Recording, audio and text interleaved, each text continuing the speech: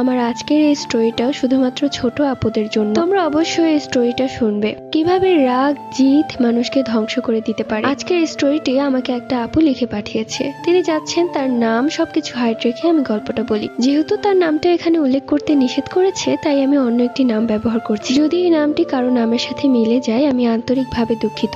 আমার নাম সুমি। আমি আমার পরিবারের ছোট মেয়ে। আমরা এক ভাই এক বোন। আমার ভাইয়া আমার থেকে 10 বছরের বড়। সত্যি বলতে ও আমার আপন ভাই না, সৎ ভাই। আমার বাবা মায়ের বিয়ের 4 বছর হয়ে গিয়েছিল, কিন্তু তাদের কোনো বাচ্চা হচ্ছিল না। ওইদিকে সবাই অনেক কটু কথা শোনাতো। এরপর আমার বাবা মা ঠিক করে যে একটা বাচ্চা দত্তক নিবে। এরপর তারা আমার ভাইকে দত্তক নেয়। আমার ভাইয়ের নাম তুষার। বাবা মা ভাইয়াকে নিজের ছেলের মতোই বড় করতে লাগলো। আস্তে আস্তে দিন যায়, মাস যায়, বছর চলে যায়।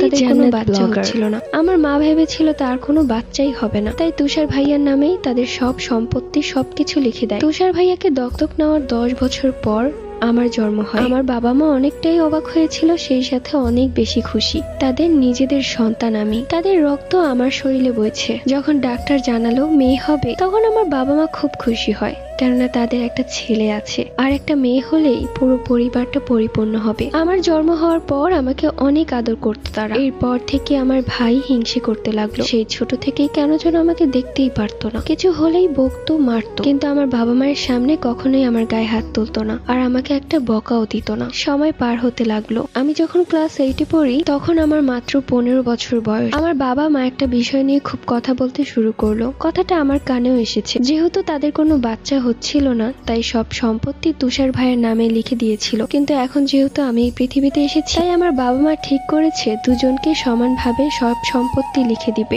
এতে আমার বড় ভাই অনেক বেশি রেগে গেলেন। তখন আমার বড় ভাইয়ের বয়স 25 বছর। তিনি সবকিছুই বুঝতেন। আমার বাবা মা কোনো কমতি রাখেনি তার। পড়ালেখা, ড্রেস আপ, বন্ধু বান্ধবীদের সাথে, সেই সাথে ভরপুর হাত খরচ, কোনো কিছুতেই বাধা নেই। ভাইয়া যখন বিষয়টা জানলো, তখন খুব চিৎকার চেঁচামেচি শুরু করে দিল। ও তো ছোট, ওই সম্পত্তি দিয়ে কি করবে, আর আমি কি ওকে ফেলে দিব? যেহেতু আমার নামে এই সম্পত্তি লেখা হয়েছে, তাহলে এই সম্পত্তি সব আমার। আমি ঠিক করব কাকে দিব। তোমরা কেন এসব কথা বলছো? আমার বাবা খুব ক্ষেপে যায় এবং তুষার ভাইয়ের গালে একটা চড় মেরে বলে, তুই এখনই আমাদের সাথে এই ব্যবহার করছিস, আর আমরা মারা গেলে তুই আমার মেয়ের সাথে কি ব্যবহার করবি বুঝে গেছি। আমার সাথে তর্ক করলে তোকে আর কোনো কিছুই দেওয়া হবে না। এতে হয়তো তুষার ভাইয়া অনেক কষ্ট পেয়েছিল, চোখ লুকিয়ে চলে গিয়েছিল, হয়তোবা কাঁদছিল। প্রত্যেকদিন সকালে আমি ঘরের বিছানা সবকিছু গুছিয়ে রাখতাম। তো একদিন সকালবেলা আমি তুষার ভাইয়ের বিছানা গুছানোর সময় তুষার ভাইয়ের খাটের নিচে সিগারেট পড়ে থাকতে দেখি। আমি ভাবতে লাগলাম, তুষার ভাইয়া সিগারেট খায়? আসলে বাবা মা এই জিনিসটাকে দু চোখে দেখতে পারে না, আর আমার বাবাও খায় না, কিন্তু তুষার ভাইয়া লুকিয়ে লুকিয়ে যে সিগারেট খায় সেটা তো আমরা জানতাম না। আমি তখন সেই সিগারেট